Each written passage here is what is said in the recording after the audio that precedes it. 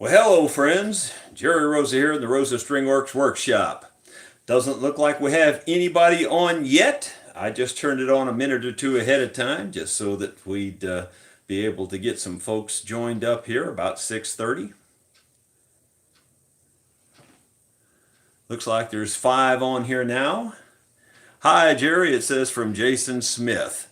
Well, hello, Jason. Glad to see you out there. And Karsten Valentin.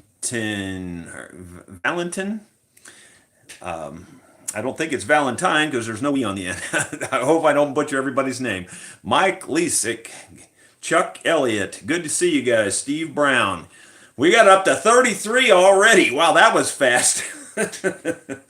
We're going to give it just a couple of minutes so people can get on here, and then we'll get going. I appreciate everybody sending me these questions in here, and I've got quite a few questions. more questions than we may have time. I'm not really sure. Good to see everybody. I see the names scrolling up through there. A lot of folks I recognize from watching the videos and making comments all the time, and some I don't recognize, but I'm glad you're all joining us. Hello to all my friends out there in millimeter land. I joke about that. Obviously, I use millimeters myself on a lot of things, but I'm 99%. I'm not going to lie to you. I should say I'm about 95%, imperial, but I do use millimeters quite often, especially on violins and things. But I do joke about it just because I know the United States is kind of the odd man out on that deal. we're on the imperial system, and almost everybody else is on millimeters. I got quite a few questions here, and what I thought I would do, I combined 3 of them here. Got one, from Michael Jeranek. I'm hard to pronounce some of these names. Michael Jeranek, and then I think Bill Bunton and Jerry Wilkins. They all hit on a similar issue, and it's mostly about tone and volume and quality of sound and things like that. And so I'm going to, talk about that all as one big, huge question.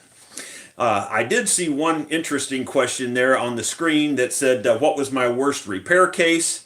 And I don't know if you all saw that video or not. It's an older video where I talk about, I didn't actually do the repair on video because it was way before that, but I talk about how the guy had put firecrackers in his, it's quite a funny story, but he had put firecrackers in his guitar and blew it to smithereens, and then cried like a big baby about it because he wanted me to fix it, and I told him to throw it in the trash. But I ended up fixing it, and I'm just giving you the very short encapsulated version, and I think he ended up selling it. He passed away, and his wife ended up selling it in his estate for $3,500. So I think I did a pretty good job of fixing it. But anyway, that's probably my best repair story. But we're going to go into this right now. We're going to talk about my take. Everybody's got a take on this stuff, guys. Just because I say it doesn't make it a rule, a black and white golden rule that everybody agrees with. These are my experiences. What I'm telling you is my understandings and my firm beliefs, and you can bet they are firm beliefs. You can bet on that part. Okay, so here we go. He's asked, Michael says, since the Lloyd Loar F5 is kind of the holy grail of mandolins, and why do people insist on making changes to them? Like, he'll hear people say, I like this particular tailpiece better, or I like this nut better, or I like this bridge better. Okay, well, right there I see a total dividing line. I mean, a black and white dividing line. Luthiers build instruments, and then it's a different skill set for building an instrument than setting up an instrument. Totally different. I know a lot of guys that build instruments and do a halfway decent job and can't set one up worth a darn. And vice versa. I know a lot of guys that can really set them up well, but probably couldn't build one if their life depended on it. So, here I am in the middle here saying that I know how to do both. Well, that's mostly because I started out building, but then it became mostly repair. And when you do mostly repair, you do a lot of setup. So I do feel like I have both skill sets, and they are totally separate skill sets. And what you're really hitting on there is what making changes is really talking about setup for the most part. Now I know you went a little deeper than that, and we'll get into that in a minute. But setup affects the sound of an instrument. The instrument's already built, it's as good as it's going to get, it's done, it's finished. But then setup can affect it a lot, one way or the other. And I did a video on adding to your sound by subtracting less. And you should check that video out because that really goes into in detail what I'm just going to encapsulate here. But like putting a different bridge on compared to another bridge, sure, that's going to affect your sound. That's got nothing to do with the Lloyd Loar mandolin, though, see? It'll make that Lloyd Loar mandolin sound better or worse, depending on what you do to it. And the idea is, the whole idea of adding to your sound by subtracting less is that let's just pretend that the instrument is perfect when it's finished being built. So everything you do to it from that point on, in a sense, takes away from it, if you will. So the idea is to take away less. So by taking away less, that means putting on the best bridge you can find, the best saddle, the best strings, the best everything. And all of those things do affect the sound. I hope that makes sense to you, trying to shorten it up just and keep these questions as short as I possibly can here. But then he says that he also talks about thinner tops, and then the next fellow talks about thicker sides. That would be Jerry Wilkins. He asks about, he says, how does the sides affect the mandolin? And then of course, Michael talked about the top. Well, before I ever built my first mandolin, I read the Roger Siminoff book cover to cover 8 times.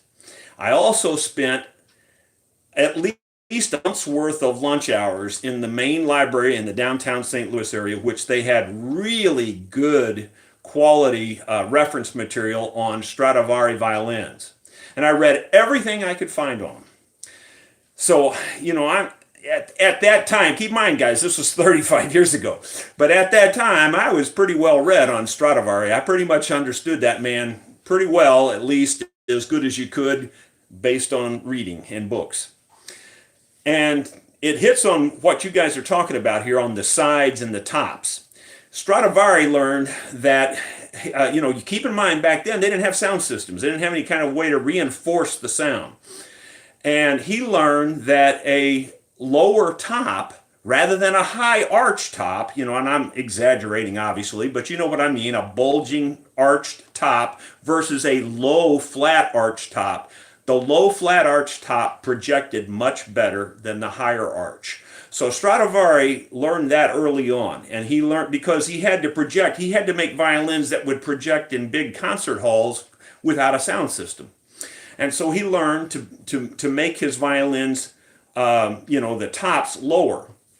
He also learned about the airspace inside the violin, and Lloyd Loar, being an acoustical engineer, understood how important the air box is also. The size of that air box, which is the size of the sides or the thickness of the sides. And so I'm just going to briefly state all this. The thinner the sides, the more punch the mandolin's going to have, or the more punch the violin's going to have to throw the sound back out. The deeper the sides, the thicker the sides, the more the sound stays inside and rattles around, and it starts to sound like you're playing inside of a barrel. So there you go. That's kind of it in a nutshell. I mean, I'm giving you a very brief understanding of that. So there is a point of diminishing return on getting them too thin. There's a point of diminishing return on getting them too thick. And you just have to hit that sweet spot. Now, I don't try to reinvent the wheel. I was very lucky and fortunate to take apart one of the best Lloyd Loar mandolins in the world. It is. I won't even tell you who owns it now because I don't think he likes the fact that I took it apart. He said I did a good job, but he doesn't like people to know it was taken apart. Anyway, the bottom line is I took apart a very good mandolin, one of the loudest Lloyd Loars there is, one of the best woody sounding ones, and I measured it in thousands of inches all over. I measured the air box capacity, the side thicknesses, all the stuff in the box. Now, to be perfectly honest with you, I didn't measure the peg head and the neck and all that stuff as much as I should have at that time, although I have measured those on other lower mandolins later. But anyway, the bottom line is, by not reinventing the wheel and using those exact specs on that specific mandolin, my mandolins are very loud. Surprise, surprise. They're very loud. Now, they were pretty loud before, but after I learned those specific details, they even got louder, and they got more punchy and more woody, and and they've been incredibly consistent from one mandolin to the next. I hear lots of luthiers say every one of them turns out different and they all sound different. Well, I would agree with that. I mean, I'm not saying that's not true. Every one of them is a little bit different, but mine are pretty darn consistent on the volume and the tone. So, anyway, I hope that makes sense to you. I hope that answers your questions about the sides and all that stuff. And then he goes on to ask why mine are much louder. Well, I would say the deer antler saddle has a lot to do with that. Now, again, that's another one of those tweaks of something to take away less. The deer antler saddle, in my opinion, it doesn't dampen the vibrations as much as the wood does. It lets the vibrations go straight on through, down into that top, and vibrate the wood. Now, when you get right down to it, guys, there's only two things that make a noise on an instrument. One of them is the metal strings, and the other one is the wood. You got to get the wood to vibrate so that you get that woody tone. If the strings don't make the wood vibrate, all you hear is the metal sound, the twangy, tinny sound. I hope I covered that. I don't want to beat it to death because, we don't have a lot of time. I'm gonna try to limit this to about an hour at the most, maybe 45 minutes. So I'm gonna call that covered for the moment. Let me see here. The screen doesn't keep showing me they flash away. I don't know why they go away so much. I wonder if anyone measured the box in liters. Yeah, I'm sure there has been people that have done that. I haven't done it, no, but I've just measured it. And, by the way, on the sides, I'll just tell you what mine are. Mine are basically, the sides are about the same as what Siminoff has, which is about 1 7/16 inches on the sides themselves. Then you have to add the thickness of the top and the thickness of the back, which makes the overall side a little bit less than 1 7/8, I think it is, on my mandolins that I build. Okay. One of the next questions that I got here was from Alex Latta. And Alex asks, which do you find most satisfying? Building new instruments from scratch or completing a major one-off type repair? And the answer is yes. No, that's a hard question for me to answer. I really do like building instruments. I really do like repairing instruments. I like them both. It's easier to answer what I don't like about each of those. On the building the instruments, it doesn't matter if it's a mandolin or a guitar. What I like least is the all finished detail. I mean, my gosh, you've heard me say that building the instrument is half of it, and the other half is, from the point it's constructed to the point you get your finishes on it and put the strings on it. Every bit of that's just about half and half in my opinion, and it is difficult to do that second half in my opinion and make it look really good. I mean, you've already put all the work in the front end and make it sound good. Now you might as well make it look good too. There's no point in rushing through that part, and that part is tedious. So that's the part I don't like about building.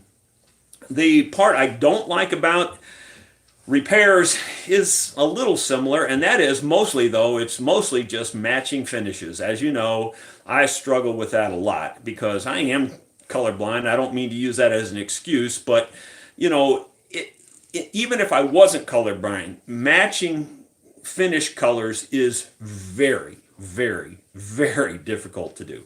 I know a lot of people just claim they can do it no problem at all, but I generally can see it. I don't know. I haven't had too many instruments come in the shop where I couldn't tell that it was repaired previously. So, it's just difficult to do. Let's see if I see any more questions on the screen here before I get back into the other questions. These old guys' ears, F style is brighter and louder, good for bluegrass. A style tends to be more mellow. That's somewhat true, but you know what? I would tell you there's the two main differences between the A style sound and the F style sound, in my opinion. If you have an A style built just like the F style, I don't think you can tell the difference at all. But because they're built different, they sound different. The A style that has the oval hole, obviously there's a huge difference right there. If you take the F style that has an oval hole and you build those two exactly the same, you can't tell hardly the difference on those either. If they're exactly the same, I'm talking about. But the difference is on the A style, the ones that people talk about them being more mellow, the box is usually thicker, so they don't have the punch to throw it out. They spattle around inside, and that's what gives them that mellow sound, if you will. But they don't have the volume either, and they don't have the punch. And and if you like that sound, that's fine. There's nothing wrong with that. I mean, like I've got a question in here, and I'll probably get to it again and maybe address this a little bit more later.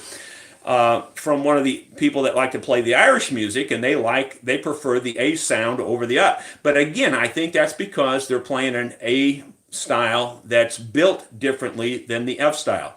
Because you can get an A style mandolin with the F holes with the same kind of bracing pattern, same kind of carving graduations, and they sound just like an F. There's no difference. But that round sound hole and the way they brace them differently is what makes them sound different. And the thickness of the sides. And a lot of those A styles have much thicker sides. Here's it's not exactly a question. This is from Rick Maskey in Georgia. If I'm screwing up your name, guys, I'm sorry. He has an idea here, and I think this is a really good idea. It's just, unfortunately, I think I need to be one more person to do it. And that is, he'd like to see people submit, pictures of projects that they're trying to do at home and have me do a video on those and talk about what they can do to fix them. Like, when they get stumped. And for instance, he says, specifically, he has an electric guitar where the pickup cavities were routed out too large, and I have no idea how to fix that. Well, without seeing it, I'm not sure I can give you the best answer either, but generally speaking, if something's too big in wood, you got to fill it in and start over, and so I would say you're going to end up having to fill that cavity and route it back out and do it right, and then paint it or stain it to match. I mean, I don't know that there's an easy way to do it.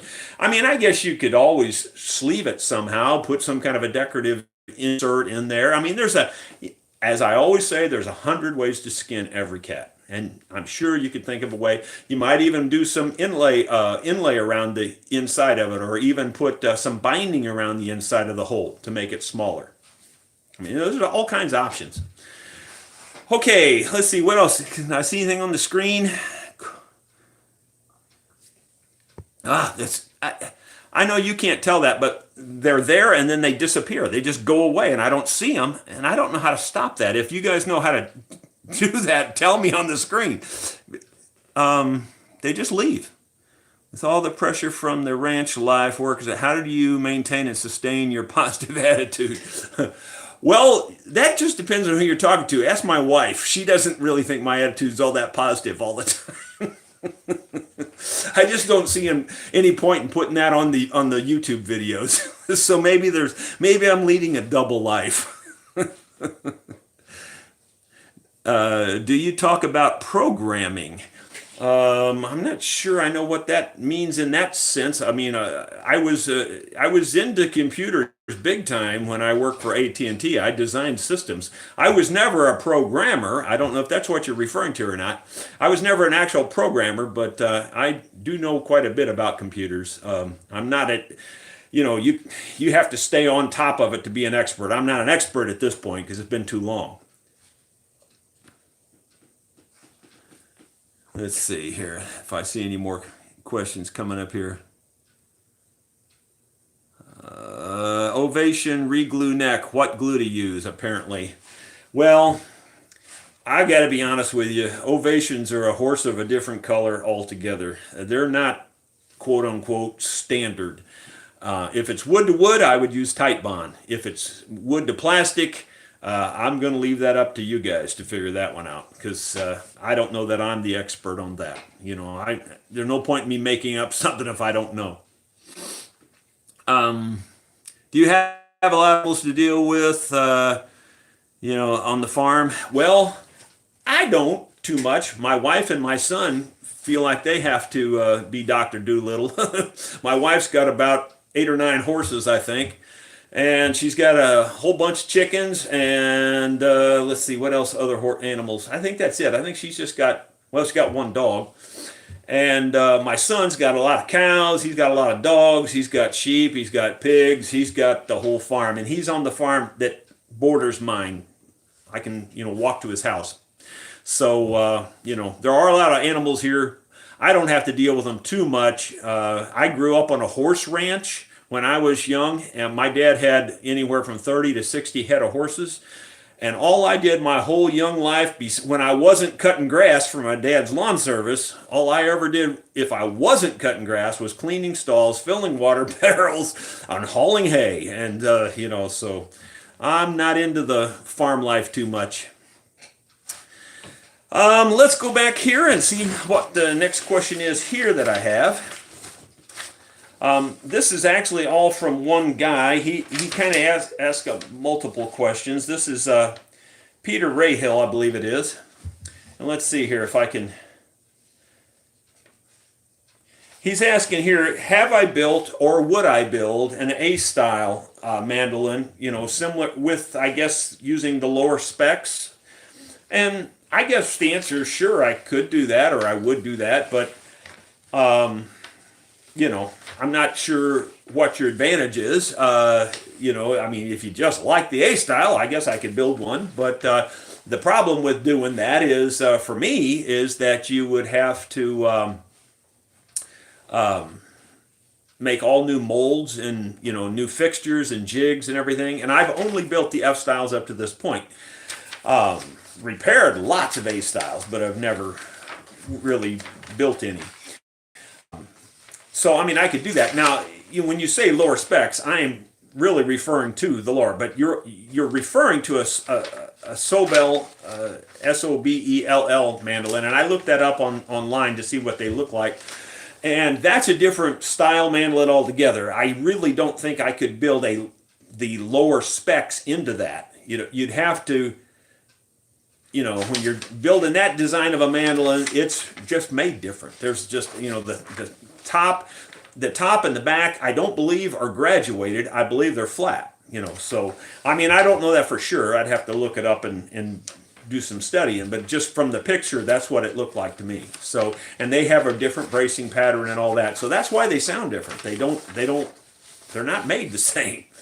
They don't have the same, carving or anything, or bracing or anything.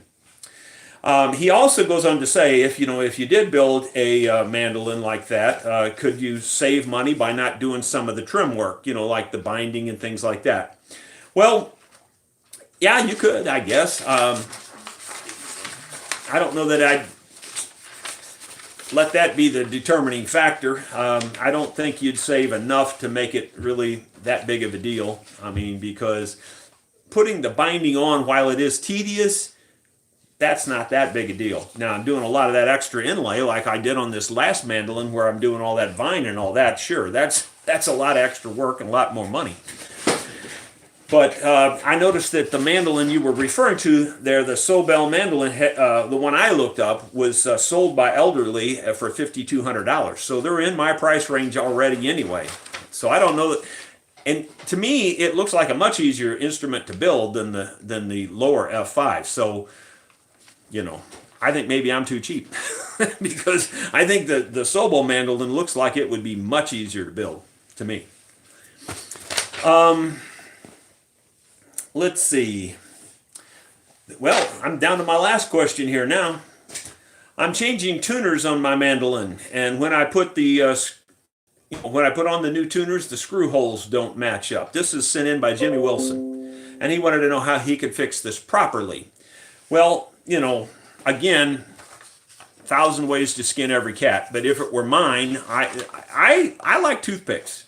I like toothpicks and glue. I like to fill the holes. I don't like to try to move the hole or, get the screw to go in at an angle, all those kind of crazy things.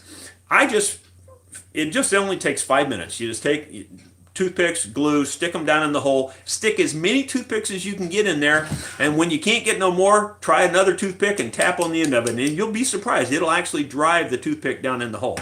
As I say, I like to get it just as tight as a bull's butt at fly time. I put as many toothpicks in that hole as I can get with glue.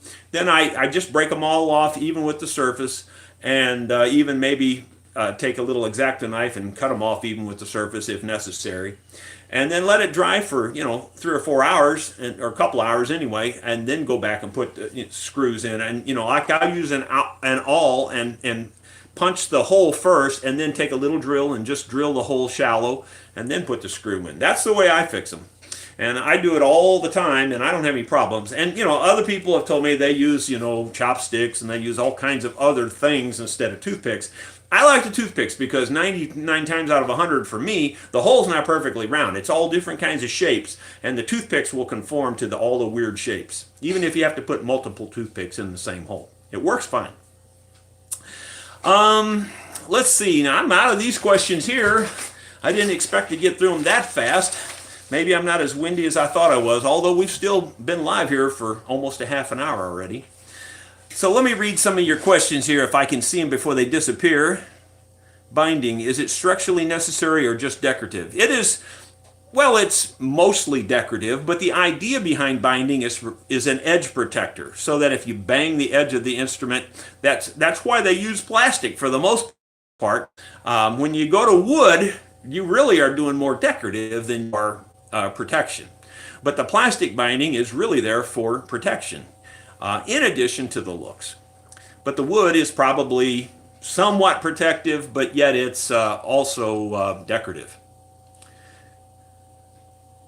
Is the mandolin in the auction built to the lower specs? Yes, I believe it. Well, I know it is because I took the lower apart in the mid to late 90s, and ever since then I've built them all to those lower specs.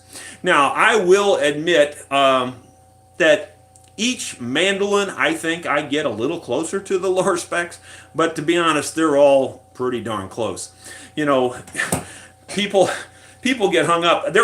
Oh, by the way, maybe it was on these questions. I thought it was, but maybe I missed it. Somebody asked about setting up an instrument as far as the first fret and the 12th fret, what the heights are for a guitar. Well, on the first fret on the strings, I kind of use 18 thousandths as my highest. I don't really want to be above 18 thousandths at the first fret. And I kind of think of it from your big string down to your small string, your skinny string. So from your big E down to your little e, I like to see 18 thousandths and maybe down to around 12 or 14 thousandths.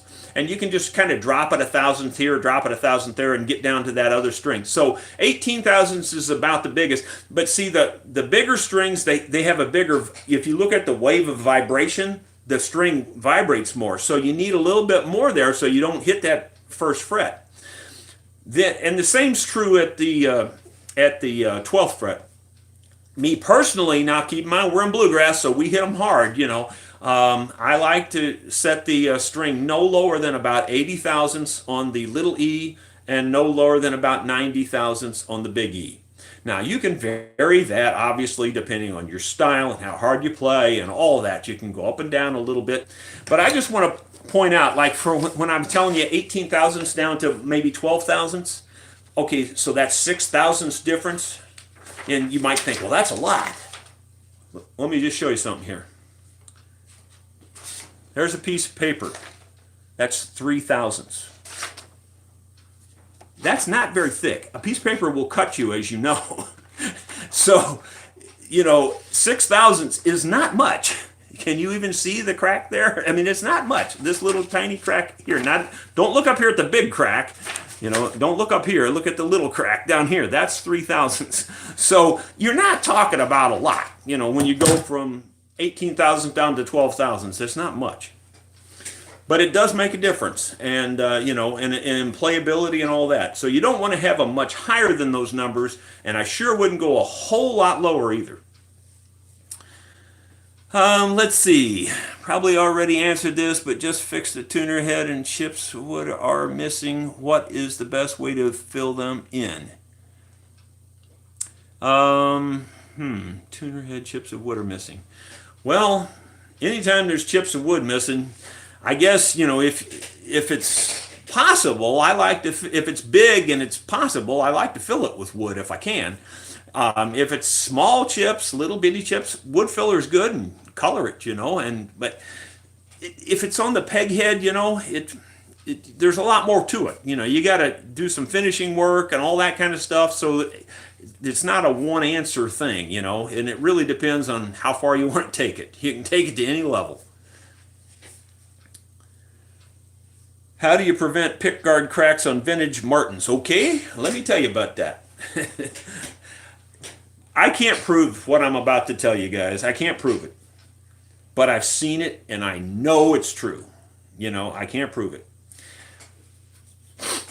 Nose is itching, sorry. The pick guards, we've all seen them shrink up, curl up on the edges, things like that on these older instruments. Martins, it's not just Martins, but it's a lot of Martins you see it on some of the older ones. And a lot, to be honest with you, it's because in some cases they were cared for too much. Does that make sense? No, probably not. Well, what I mean is people use these cleaners on these instruments, and these cleaners don't like plastics. Or I should say it the other way around. The plastics don't like cleaners. I know this to be a fact, even though I can't prove it. The reason I know it to be a fact, I had a Martin in here one time that was next to pristine. I used to use some liquid polishes on instruments, and I polished that pick guard pretty heavy with those liquid polishes. A month later, the customer called me and says, "Did you do something to this pick guard?" He says, "It's all curled up now." Now, I'm not saying everybody has that drastic of a reaction, but over time, those liquid polishes will curl up your plastics. I believe it 100%. You know, you couldn't convince me otherwise. I don't care if you make the stuff yourself and you can prove it. You can't prove it to me because I know it does it. I've seen it over time, and almost everybody that I ask, for a long time there, I was asking people, "Do you use liquid polishes on this?" And they go, "Yeah." "How do you know?" I said, "Because this is all curled up, or I see these deformities in your plastic, you know." So to me, that's how you avoid trouble, is don't use those liquid polishes. And on any kind of polish, don't put it on your plastic pick guard, period. Just avoid the pick guard. Hope that helps you, because I know it to be true even though I can't prove it. Have you ever visited Chainsaw Massacre House? Okay, fine. That sounds like a good question. Hello from France. Glad to hear you. Well, I'm glad you're here too. And hello from across the pond here. And they just keep disappearing. If they'd stay up there, I could just keep going here. But they leave. Doggone it. Why do they do that? Okay, it's back. Let's see. The old Martins actually have tortoiseshell pickguards? No, I don't think so. I'm sure there are some out there, but that's not the problem. And tortoiseshell, you know, a lot of people mistake those old celluloid plastics for tortoiseshell, and they're not. They're plastic. And I would say that most of the things in that size range and the larger pieces are almost always plastic. Very rarely would that be tortoiseshell. But I'm not saying there's not. I know there are some that are tortoiseshell around, but those are pretty rare, I think.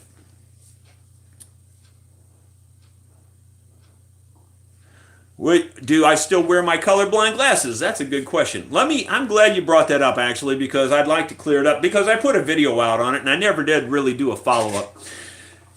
Well,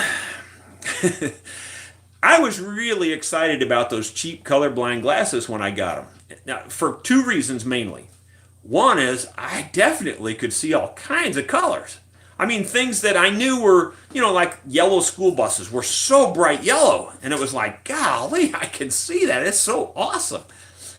But then I learned later that those cheap colorblind glasses really, really distorted the colors. I mean, a lot. I mean, it took me a long time to really understand that. Because I would ask people, I say, what color is that? And I kind of knew what I was seeing, and they would tell me it was something else or whatever, or I'd describe it to them and they go, no, that's not right, And so over time I really learned that they were really distorting the colors. The expensive glasses, I kind of got let down on those because I didn't see half the colors I was seeing with the cheapies. Now the expensive ones, I don't think distorted as much. I don't really see a whole lot more color than I see with my regular eyes either. Now I do see a few things different. I'll admit I like the green on the stoplights, the green lights. Those always look clear to me, and even with my expensive glasses, those do look green now. Which is kind of nice. And when I'm driving outside with those, I like to wear them when I'm driving. I can also see taillights at a further distance much better when I have the glasses on than when I don't have the glasses on. I used to couldn't even tell that the taillights were on trucks and things a lot of times. And when I put the glasses on, I can see those taillights. Now, I'm not talking about when they hit their brakes. When they hit their brakes, they brighten up enough I could see them without the glasses. But anyway, bottom line is, those glasses leave a lot to be desired. All that hype that you see where these guys just go into tears and, I don't know. Maybe it's true, but it sure wasn't true for me. And, and they don't work very well indoors at all. You have to be out in the sunlight. So they didn't really help me here in the shop at all. Okay, that's enough on the glasses. Okay, axial twist in a neck. Well, if you ask 10 different luthiers or repairmen this, you'll get 10 different answers. My answer is, if the wood twisted on you, odds are it's going to twist on you again. Now a lot of people will disagree with you. They say, oh, you can fix that. You can take that bow out and it'll be gone, all that stuff. You can just heat it or you can moisten it. You can do all kinds. My experience is, if the neck pulled itself into that shape, that's the shape it wants to be in, and it's going to go back. You can do whatever you want to and it's still going to go back, unless you mechanically fix it. And that is, in other words, like you might have to plane it, plane the twist out of it. You might have to do something else. But unless you do something specifically, it's going to come back. You can untwist it with heat and moisture and everything, but I guarantee you it'll twist itself back sometime or another. At least that's my opinion, and I'm entitled to my opinion. So, and that's the way it is with steep underbows and things like that. If you don't have a truss rod, you're going to have to mechanically fix it. You can heat lamp it, you can push it back all you want to, but over time, those string pressure pulled it in that way the first time, and it'll pull it back again. In fact, it'll pull it back easier the next time, in my opinion. Let's see. He said, thank you, Jerry. It's an 1800s parlor guitar. And I think that's maybe the same one I was just talking about, I guess.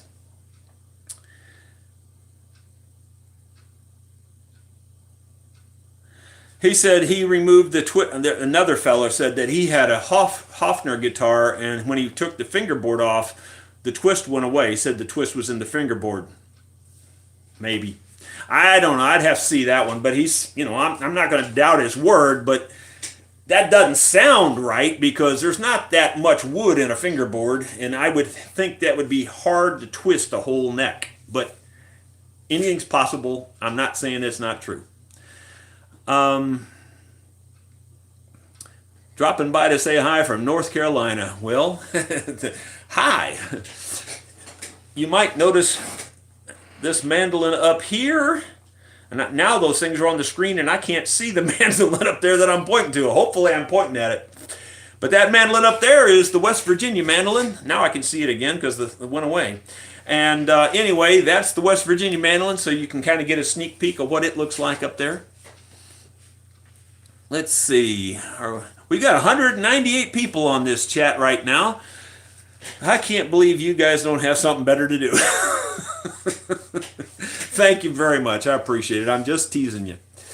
Thank you to all my wonderful Patreon people out there too. I'm sorry I don't do more with you guys. I know you're out there and you deserve more attention, but doggone, I feel like I need to be 6 people.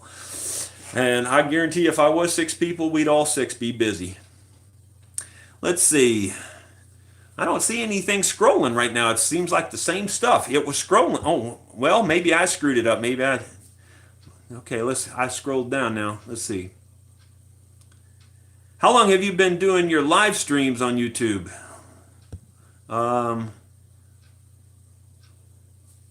Also, why do you embrace YouTube with your knowledge? I don't know. I don't remember embracing it. I got started on YouTube 4 years ago because the truth is I'm out in the boondocks and I wanted more business, and you got to be careful what you wish for because you can get it. And, I'm out in the boondocks. So people that wanted to bring me instruments, I mean, it was like an all-day trip for a lot of them, and it was a big deal. And I would only get one instrument every week or something like that. It was pretty minimal amount of business. So I thought, if I start advertising my business on YouTube, maybe it'll pick up a little bit. Well, trust me, it picked up a little bit. I have more than 60 people, I think it is, waiting on a waiting list right now.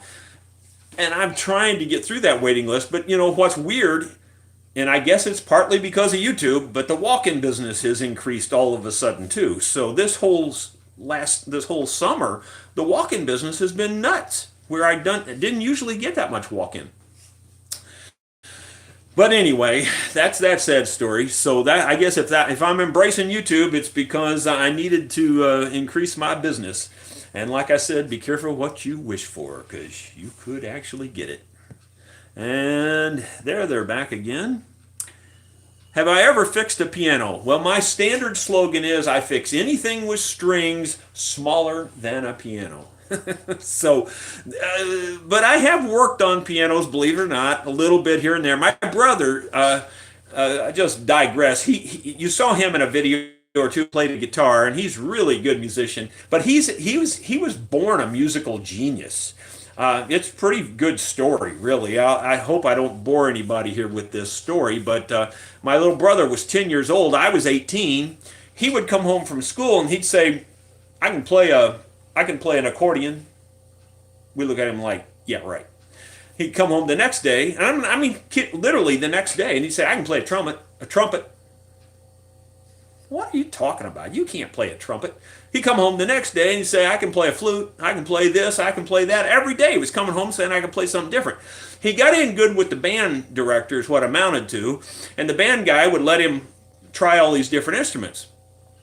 Well, come to find out, he could. He could play just about anything he picked up and could play it pretty well. I'm not saying that he was an expert, but play it pretty well. You would think that he'd been playing it a while if you heard him playing it. Let's put it that way. Well, none of us still had ever heard him play anything. We didn't have a piano in the house. I had a guitar in my room at that time when I was 18, but I wasn't really into music much until I got about 29. But anyway, to make a long story short, we went to a shopping mall that was brand new at the time. It was Chesterfield Mall in St. Louis County. And my brother, we come out of Sears, the Sears department store. My brother grabbed my mom and dad by the arms like this and started dragging us towards this Taylor music store, I believe it was. It was all pianos. And so we go in there. My mom and dad, keep in mind, we're from the Ozarks. We're hillbillies. So we had this backwoods country attitude talking to this lady like we didn't know what we were talking about. And she, my dad says, well, he says he can play a piano. We were just hoping you'd let him try play one and see what he could do. And she's going, well, has he had lessons? And my dad says, no, he hasn't had any lessons, but he says he can play one. So the lady folded us back through all the big, grand pianos and all these really nice, expensive pianos and took us back to an upright that was, I'm sure, less expensive. My little brother, 10 years old, sits down at this piano and whips up on this piano like Jerry Lee Lewis. He's got both hands going. He's playing boogie woogies. He's playing everything you can imagine. If you named it, if you could name it and he's ever heard it, he could play it. We just sat there, our mouths like this. We were just gawking at it. We couldn't believe it. And the lady that ran the store, she says, "Oh, guys, that was really funny. You had me going. I really believed you." And my mom and dad says, "Lady, we swear on the Bible, we never ever heard him play anything before." And he was that way on everything. He could play anything. So, and I think that's probably pushed me into music a little bit more. My real inspiration for me to get into music was my Uncle Don Brown of the Ozark Mountain Trio. He played mandolin, and he had a very good Lloyd Loar mandolin himself. And anyway, so he was my inspiration, but my brother inspired me to that degree too, because I was a little bit jealous that he could do all that. And I had to work for every single note I got. He just got them from the air.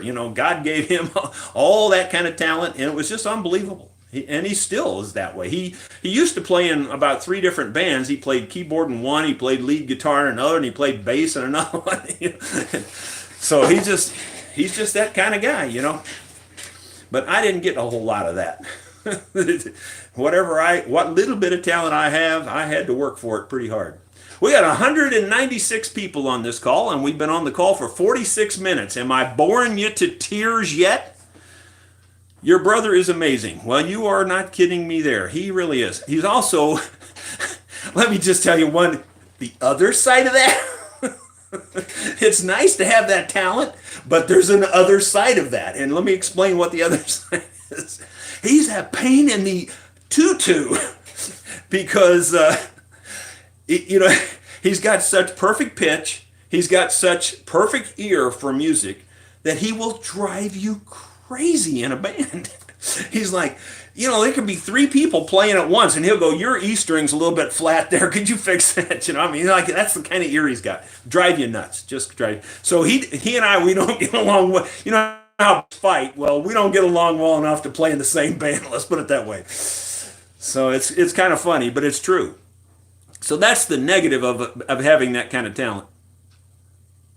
How would you keep dyes from smearing when you apply finishes? I'm having problems. Well, that's a good question, and I don't think you can 100%. I use these Feebling alcohol dyes. Now, I know there's plenty of other stuff out there, guys, and I probably should experiment, but I've been using these same things for 35 years, and they work, and I like them, and I just keep using them, okay? Sue me. But anyway, on those Feebling, alcohol, water-based dyes, there's water-soluble and alcohol-soluble both. You can learn to control that with those, because I put them on with a rag, and you can smear it, and you can take alcohol and then lighten them and darken them, and you can sunburst them and all kinds of things. So that's what I use. That's what I have experience with. That's all I can talk about. So how do you keep the other ones from running? I don't know anything about any other dyes. Those are the only ones I know about. And the ones I'm talking about will run on you too if you're not careful. But if you put them on with a rag, you're putting them on kind of dry, so you don't get much runs that way. If you put them on with a brush, all bets are off. Let's see. I'm like that, LOL. I guess that must mean he's a musical genius or something. Tell us your testimony and faith. Well, I'll be perfectly honest with you. I'm a believer, firm believer, but I also am not big on organized religion. Now I know it's a contradiction, but my whole life is a contradiction. But I'm a firm believer, a Christian believer, but I am not real big on organized religion. I'm not going to say any more about it than that. Let's just go with it. We'll just call it that. You're not boring. Can you talk an hour? Can you talk an hour if you want to? Thanks for answering my question. You're welcome there, Mr. Wilkins. Wonder how did you get your hands on a 24 Lloyd Loar mandolin that you were allowed to take apart? Okay, well, let me just go ahead and tell you for sure. I didn't mean to try to keep this a secret or anything. The one I took apart did belong to my uncle. The story, it doesn't belong to him anymore. He passed away. But when I took it apart, it belonged to my uncle. And this is the true story that I remember. And I might have some of the details wrong. But well, first of all, let me tell you how he found the mandolin. It's a pretty cool story, really. He was a very well-known mandolin player. Bill Monroe knew him. All the big names. The Osborne brothers knew him well. All the big names knew Don really well, and Don knew them. And we even go down to Bill Monroe's house, and I can't think of these people's names. I'm the world's worst with names. The king of bluegrass, Jimmy Martin. He would go to Jimmy Martin's house and things like that, hang out with him, go coon hunting with him, all kinds of stuff. But anyway, that's a digression. The way Don found this mandolin was, he played a lot of shows, and this one little old man who loved Don and would follow Don all over the place and, come to his shows and everything. He told Don for years, he says, I've got a mandolin, as a musician, you hear this all the time. He says, I've got an old mandolin. He says, you ought to come by and take a look at it. He said, I think you'd like it, and he didn't know anything about it, he just knew he had an old mandolin. Well, this went on for years. I don't know how many years, but it went on for years that this guy kept telling Don that. So Don just happened to be in his neck of the woods one time. So he thought, well, I'll just stop in there and see what kind of mandolin he's got. It's probably some little Kmart special, is what he's figuring, He gets in there, and the guy, after all this, couldn't find the mandolin. He's looking all through his house, couldn't find it. That's the story I remember Don telling.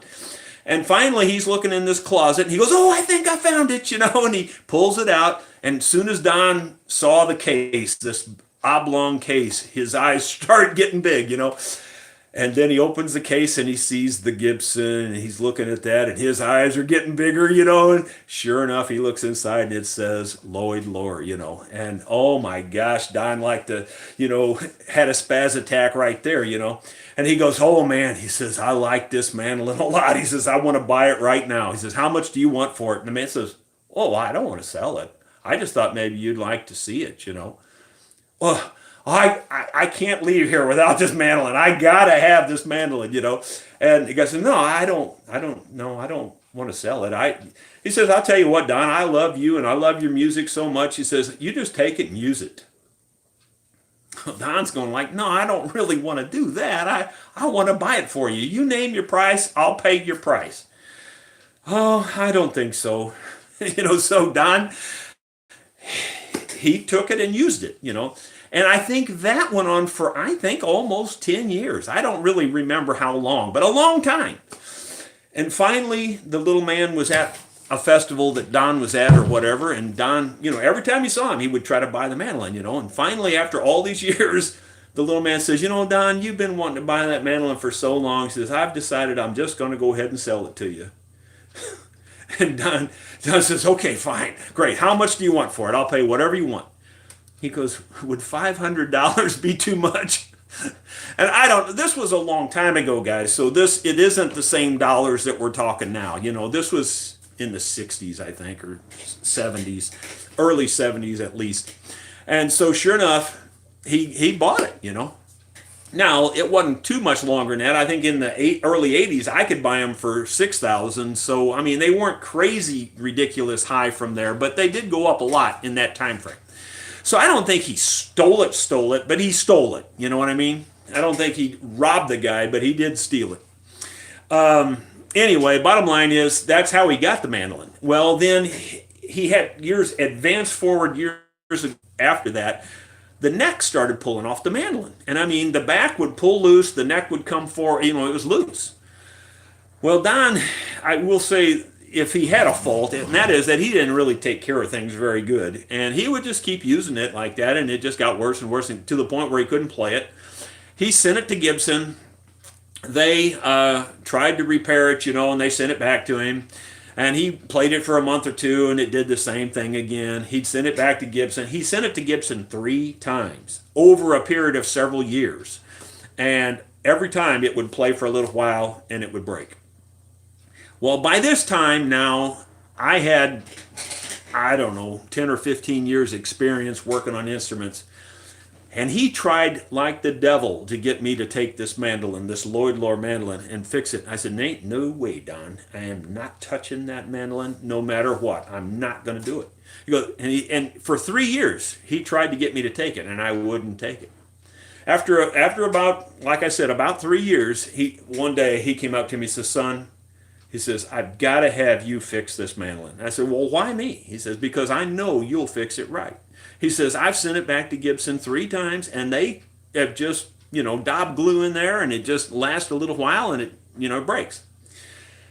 And he says, I'm putting it in your car. You take it home. You fix it. I said, okay, Don, I'll fix it, but here's the story. Now, you're not going to believe this, but this is true.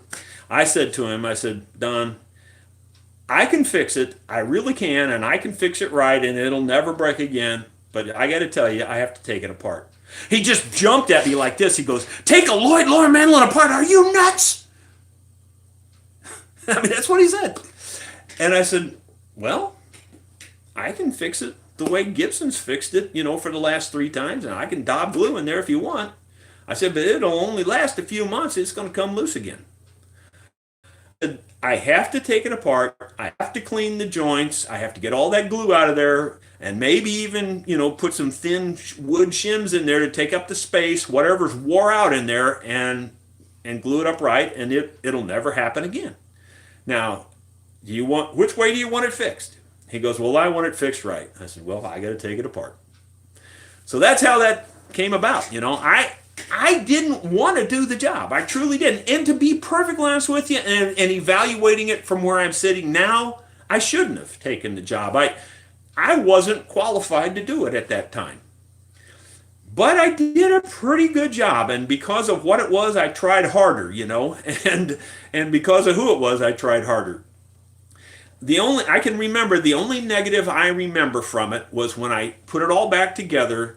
I didn't take the binding completely off of it, again, mostly inexperience, and mainly because I didn't want to break it. I got most of the binding loose, but when I glued it all back together, some of that binding stuck back prematurely, and it left a little tiny gap, in one place. And that, as far as I know, that gap may still be there. I don't know. But, that was the only negative of the whole experience.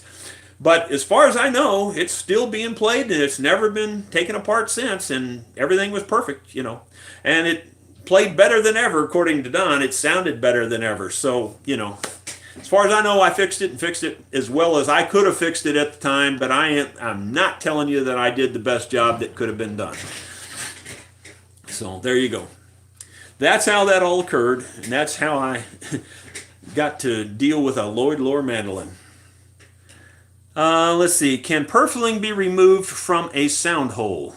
Well, you can do anything. Can it be removed easily is a different question.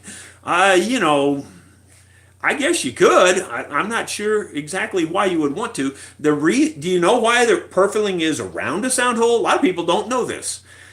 It's around a sound hole for a reason. Yeah, people think it's just decorative. It's not. It's to keep the sound hole from splitting. With that round hole cut out there, all that straight grain going through the sound hole would crack and pull apart and split, and that purfling around there locks it together and keeps it from splitting. So I wouldn't take the purfling out unless you were planning to replace it. Do you go to church? No, I already mentioned I don't really care for organized religion. I'm sorry. As I said, I'm a firm believer. I have my own beliefs about a lot of that stuff.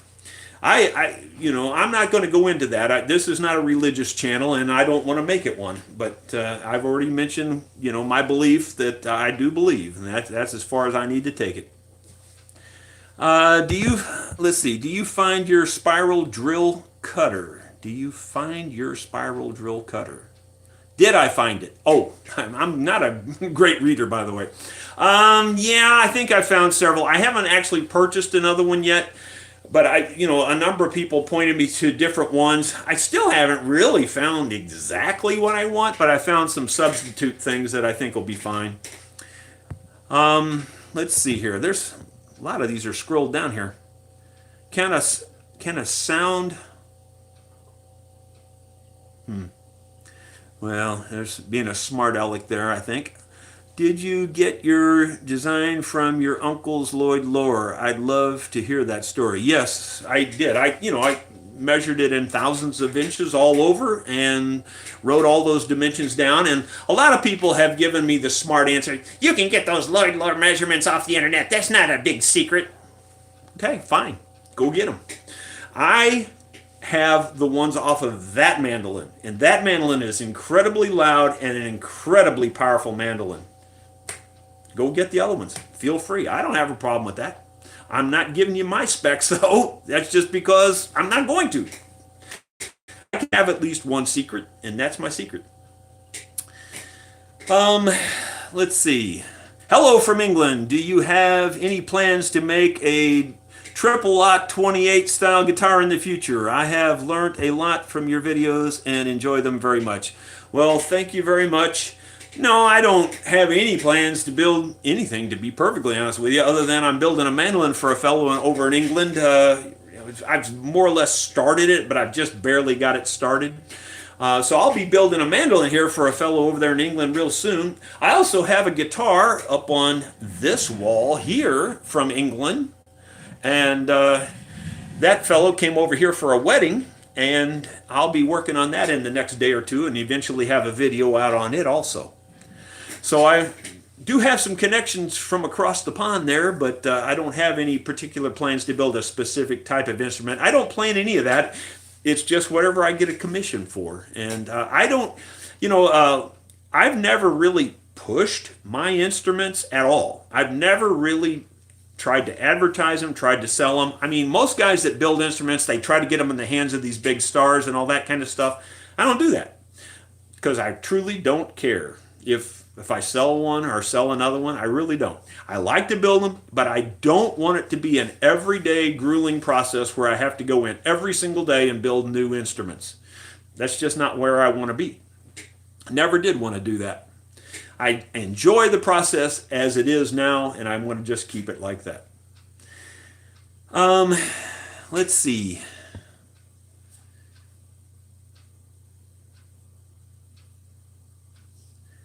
Is Melinda of Mountain an original song? Melinda of the Sweet Melinda is the title of the song. Sweet Melinda.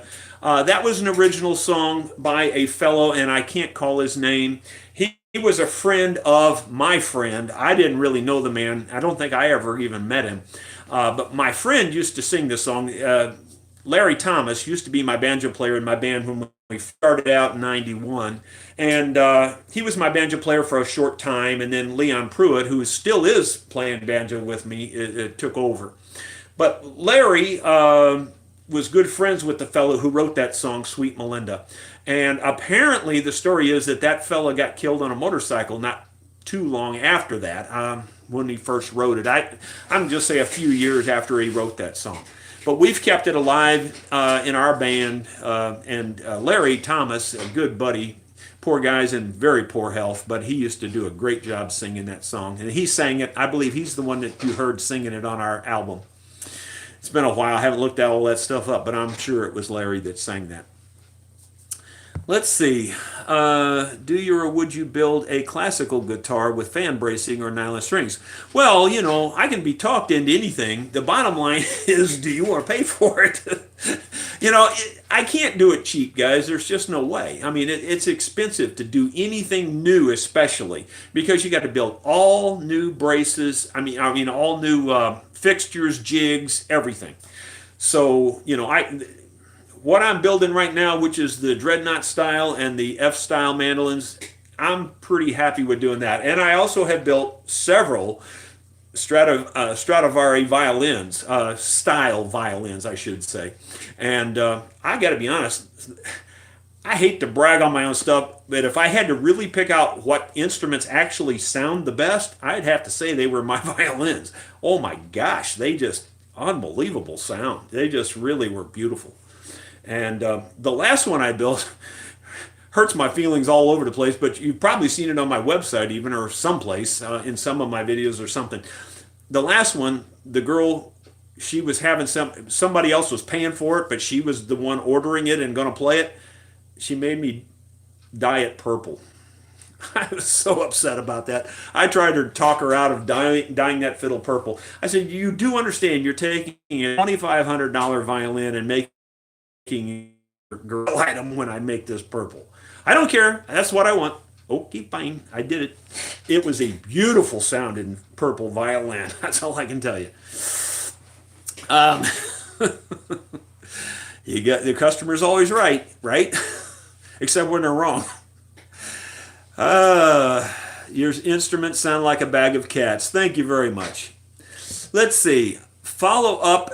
Is there one superior bracing configuration? Well, everybody that has their own bracing is going to tell you there's a superior. I've never invented any of them. I don't think you're going to be too easily. I don't think it's going to be too easy to beat the Lloyd Loar, and I don't think it's going to be too easy to beat the Dreadnought guitar from Martin. So I'd have to say those are as good as it gets. I haven't heard anything that I would say consistently sounds better than those. So I don't know. That's, like I said, I don't reinvent the wheel. I never have tried to do that.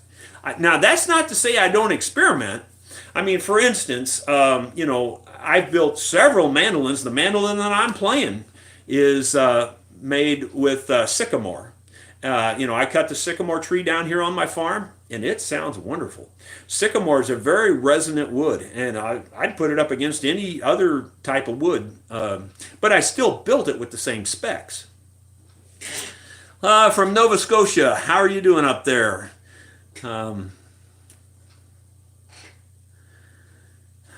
Let's see. Well, trolls. Trolls can just troll all they want. It doesn't bother me at all. They can just have their thing. I don't care about trolls. They don't bother me that much. They can just do whatever they feel like doing. The only thing that I do feel for them is I feel sadness for them because they're so miserable that they feel like they have to make everybody else miserable. That's it. I do. I really feel sorry for them. I love you. Well, I love you too. Thank you. What are your feelings about mandolins with Verzies? Well, I think that was probably, how all these great minds always have one big screw up. Well, I think, I know Lloyd Loar, I don't think he invented the Verzi, or maybe he did. I don't remember the story on that. I know he had something to do with it. And I think he even went off and started a fringe company with that or something. I don't know. Don't quote me on that. I'm just saying that I know Lloyd Loar had something to do with the Verzis at one time. And if he ever made a screw up, that was probably it right there. So, every great mind has one real dumb thing, and that would be it, I think. I think the Verzi, the theory behind it is okay. It just never did really work very well. So that's my opinion, and I'm entitled to it, whether you like it or not. Let's see here. Merry Christmas. Hey, Robert, how you doing? I hope that Rosa mandolin's holding up good for you, buddy. And Merry Christmas right back to you. The L5 guitar has one too. Yes, I know that some of the guitars had Verzis. And I still think that had something to do with Lloyd Loar too, or at least at one time did. I don't block anybody. Somebody's saying don't block me. Well, I don't block anybody. I feel like even the biggest troll in the world has a right to say and do what they feel like they want to say and do. I feel sorry for you when you do it, but that's okay. You just go ahead and do it. Let's see. Hello, Jerry. My gal and I both love you. If you have shout out to my gal, Karen, that would make her day. Well, hello, Karen. I'm sure glad that you watched the videos. Thank you very kindly. And Tommy, I'm glad you watched too. Thank you very much, both of you. Could you build an L5? Well, At the risk of just sounding totally conceited here, I can build anything. I mean, I, I don't mean to make that sound that conceited as it sounds, but I truly can build anything. I didn't say it'd be real good, but I can build it. I know I could build an F5, and I think I could probably build one that would be equal to anybody's F5 out there if I really put my mind to it. The question is, why would I? Unless I get a commission that's going to pay me to do it, there's not much chance of that happening. So, yeah, I think I can build anything. And and again, at the risk of sounding conceited, I really think I can fix anything. And I only say this to make you think more than I'm not bragging here. I'm just saying, like, people say, well, that can't be fixed. Well, I don't care what it is. I can fix it if you want to fix it. If it's important to you and you really want it fixed, I can fix it. I don't care if a tank ran over it. I mean, as a good example, I think it was Randy Wood that put Bill Monroe's mandolin back together after it got busted into splinters. That one of his ladies took a dislike to him there for a while and busted it all over the fireplace, is the way I remember hearing it. And yet Randy Wood put it all back together. And I don't think you could hardly tell it. And I could do the same thing. The difference is, do you want to pay for it? That's the question. It's always the bottom line question. What tuners did you use on your original build? And when you say original build, I don't know what you mean there. Like my very first mandolin? Well, I don't really know. I think it had shallers on it, I think. But I don't really keep track of everything like that. Let's see. Scrolling down through here. Restoring a pan hummingbird neck, and is it worth it just for the aged spruce and mahogany? Restoring a pan hummingbird neck and top off. Is it worth it just for the aged spruce and mahogany? I'm not sure I understand the question. I would say in general, most hummingbird guitars are worth restoring. That's in general.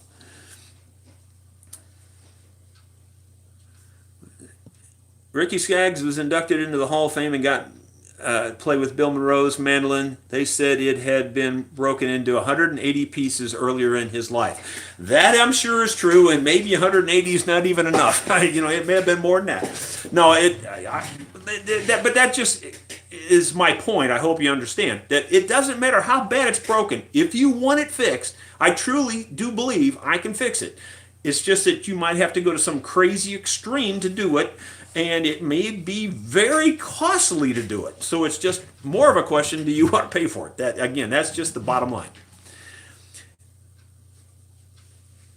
Am I in the queue with my mandolin repair? Haven't heard a thing. Well, as I mentioned, I got 60-some people and all these walk-ins, and I'm just one person. And yeah, I'm sure if I told you I put you on the list, I'm sure you're on the list. Unfortunately, the list hasn't hardly moved lately, and usually it did. But gosh, I mean, plus I'm building these three. I had 3 custom instruments to build, and oh my goodness, it's just wow. That's all I can tell you. I'm just overwhelmed, guys, and I'm truly, I'm not complaining. I just am overwhelmed. That's just the only way I can put it. And I'm sorry that you're waiting. I really am. I truly am. It bothers me to no end that I've got this many people waiting to send me instruments. But I don't know what to do about it.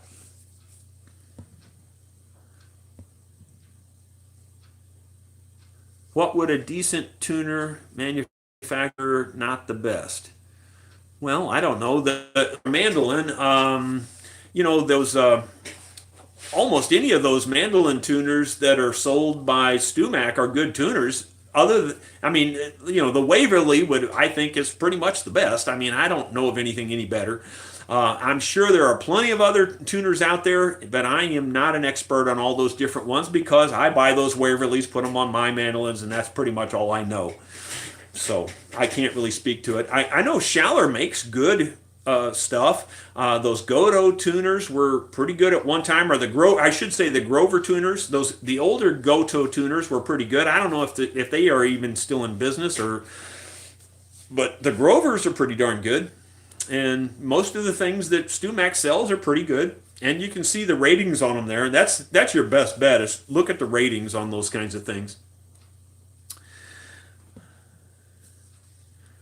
What do you think about teardrop mandolins? I don't have any problem with teardrop mandolins. It's just that I got started building the F-style, and I'll be perfectly honest with you, that probably the main reason I was hung up on the F-style was because my uncle played one, and that's just the truth of it. But since I got started that way, that's kind of what I do and what I know, and I'm kind of stuck on that. I don't have any problem with an A-style, though. I mean, and like I told you before, you carve an A-style with the F-holes the same as you carve an F-style with the F-holes, and you won't be able to tell any difference. They're going to sound exactly the same, or so near it that it's not funny, And I might add this, a lot of people don't know why an F-style mandolin is called an F-style mandolin.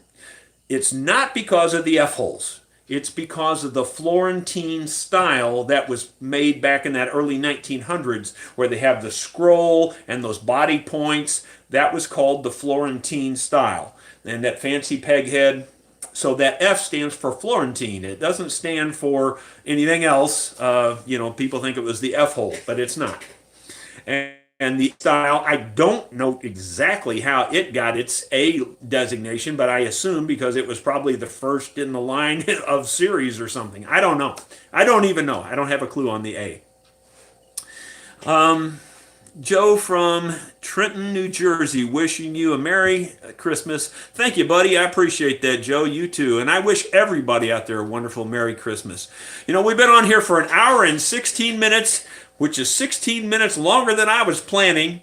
240 people watching. That's awesome. Thank you, guys. I don't want to sound sappy, but guys, you're the best. I mean, seriously, you're the best. I've had such wonderful feedback from 99.9% of you. There's always that 0.1% that has to get their 2 cents in and has to show how much they don't know most of the time, which I just, for the most part, ignore. So if you feel like you're accomplishing something there, just go ahead and accomplish it. It won't bother me that much. But I do really think you guys are wonderful. I really do. God bless y'all. I think we're going to have to get off of here. I don't want to wear out my first one and bore you guys to tears. Maybe we'll do this again. If you think of any topics that you'd like to talk about down the road, pass those on to me. Maybe we'll do it again. I do think that one guy's idea about submitting, projects and asking for feedback on projects and how to handle it, I think it's got some merit, and maybe we could do a series on that down the road. Kick it around. Love you guys. God bless all of you. Merry Christmas. We'll see you down the road.